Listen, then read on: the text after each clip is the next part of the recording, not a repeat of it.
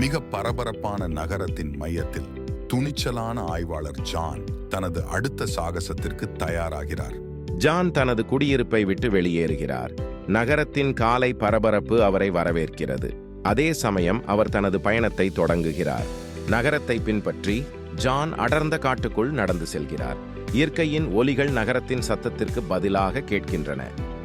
காட்டு நடுவில் ஜான் ஒரு பழமையான வரைபடத்தை ஒரு பழைய மரத்தின் பொழுதினுள் மறைந்திருக்கும் இடத்தில் கண்டுபிடிக்கிறார்.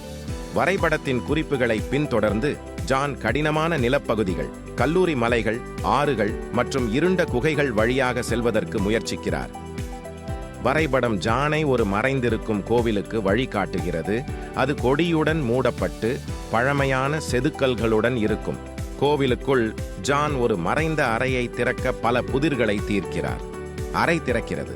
அது பொன்னான பொருட்கள் மற்றும் பழமையான சின்னங்கள் நிறைந்தது. திடீரென்று கோவில் இடிக்கத் தொடங்குகிறது. ஜான் ஒரு பொன்னான பொருளை பிடித்து இடிபாடுகள் இடிந்து விழுந்து கொண்டிருக்கும் இடத்திலிருந்து வெளியேறுகிறார். நகரத்திற்கு திரும்பிய பிறகு ஜான் அந்த பொன்னான பொருளை ஒரு அருங்காட்சியகத்திற்கு வழங்குகிறார். அதை எதிர்கால தலைமுறைகளுக்கு பாதுகாக்கின்றார். நான் தங்கத்தை அருங்காட்சியகத்திற்கு வழங்கினேன், ஆனால் ஏன்? அதை அருங்காட்சியகத்தில் பாதுகாப்பது எதிர்கால தலைமுறைகளை உணர்த்தி கல்வி பெற வைக்கும். இப்படிப்பட்ட நிழல்களை அரசாங்கத்திடம் வழங்குவது ஒவ்வொருவரின் கடமையாகும். நம் ஒப்பற்ற பாரம்பரியத்தை பாதுகாக்க